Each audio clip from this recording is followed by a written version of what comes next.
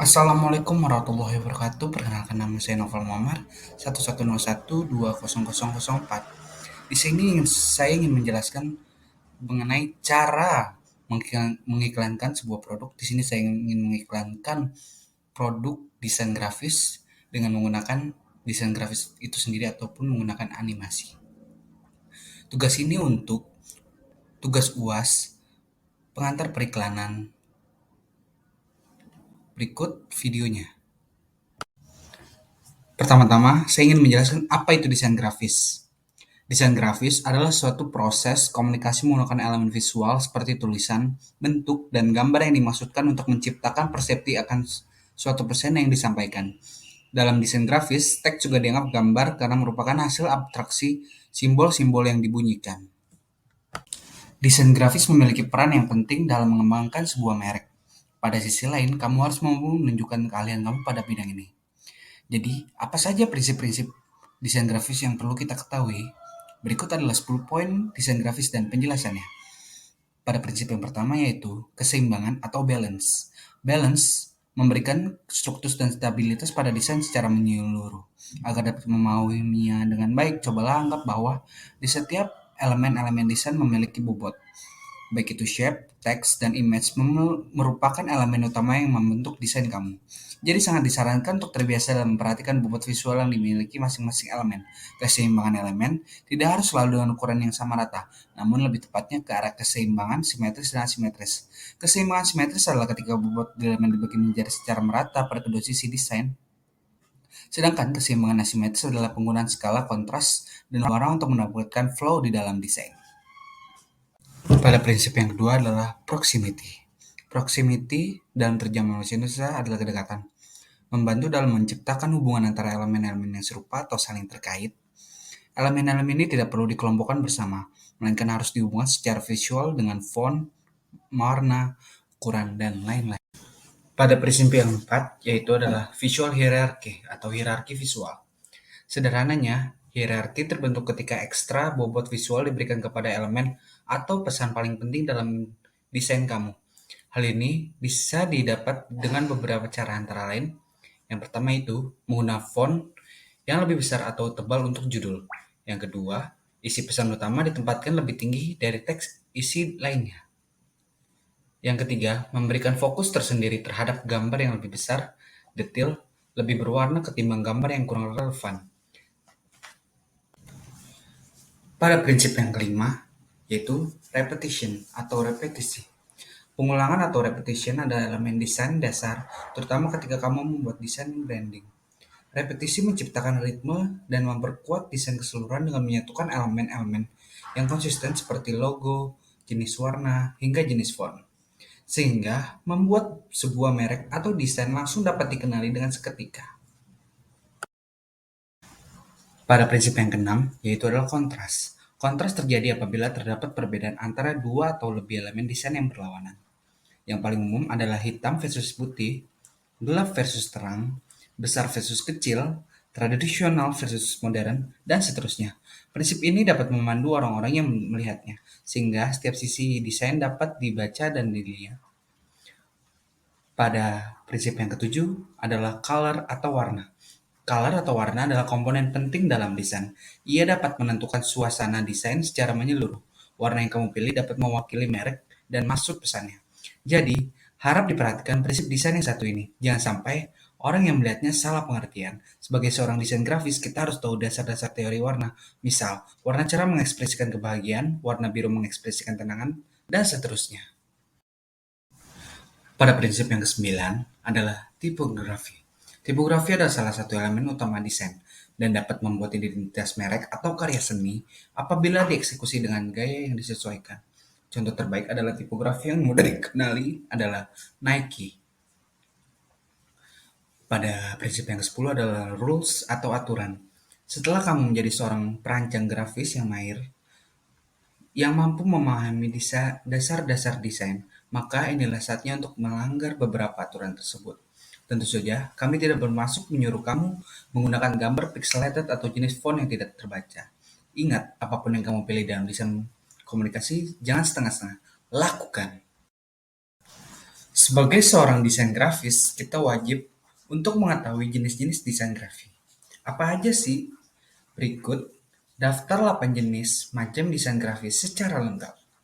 Yang pertama yaitu identitas visual atau visual identity.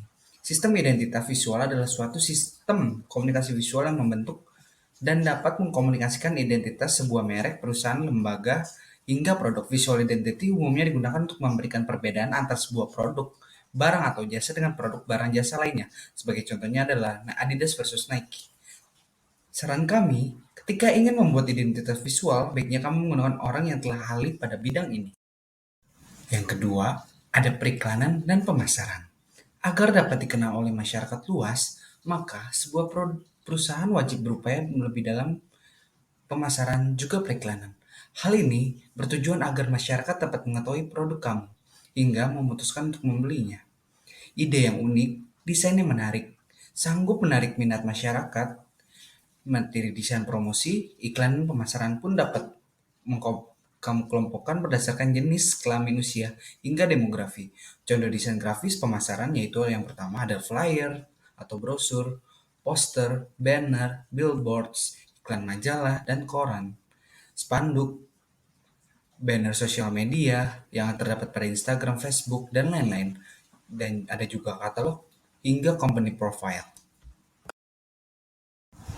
Yang ketiga, ada user interface atau UI. Desain antarmuka atau user interface adalah tentang bagaimana pengguna berinteraksi pada perangkat seluler atau desktop ataupun aplikasi. UI sendiri mencakup semua hal yang berkaitan dengan interaksi pengguna layar, keyboard, dan mouse. Khusus pada desain grafis, desain UI terfokus kepada pengalaman visual pengguna dan elemen desain grafis pada layar seperti tombol, menu navigasi, tata letak atau layout, formulir, form kontak, pemesanan, beli, register, desain aplikasi, tema website, dan lain-lain. Yang keempat, ada publikasi desain. Desain publikasi sebenarnya mengacu kepada industri desain grafis pada media cetak seperti koran, majalah, hingga katalog. Bisa juga dalam bentuk digital alias tidak dicetak sama sekali, contohnya PDF. Desain grafis yang berkecimpung di desain publikasi akan bekerja sama dengan editor dan penerbit dalam menciptakan tata letak desain, ilustrasi, pemilihan font, hingga warna. Contoh desain grafis pada publikasi adalah buku, koran, majalah, katalog, laporan tahunan, dan lain-lain. Yang kelima, ada desain kemasan. Packaging design atau desain kemasan merupakan salah satu cara untuk mempresentasikan sebuah merek atau produk, tidak hanya berfungsi sebagai dasar sebagai tempat penyimpan, penjualan, hingga distribusi.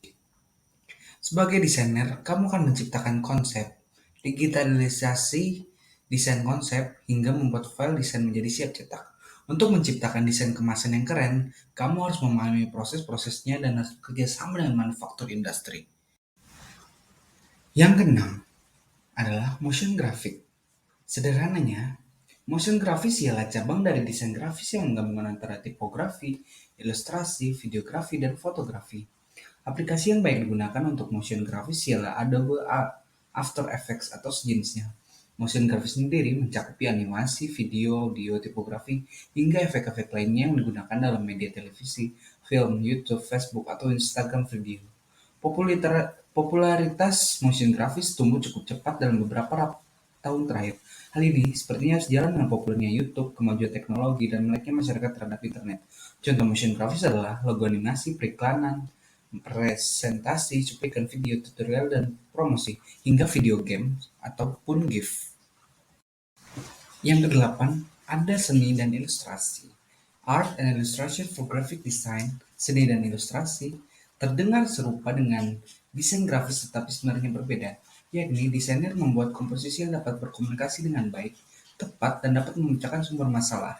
Seorang artis atau ilustrator dapat membuat karya seni yang original mulai dari proses draft sketsa hingga digitalisasi.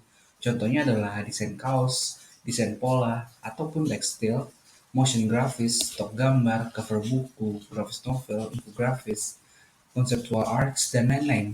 Ketika kita telah memahami jenis-jenis desain grafis, diharapkan dapat membantu kamu menemukan spesialisasi di bidang desain grafis apa yang kamu mau. Hal ini dapat meringankan fokus kamu dalam belajar memilih kursus, mencari pekerjaan, hingga memulai sebuah usaha atau bisnis.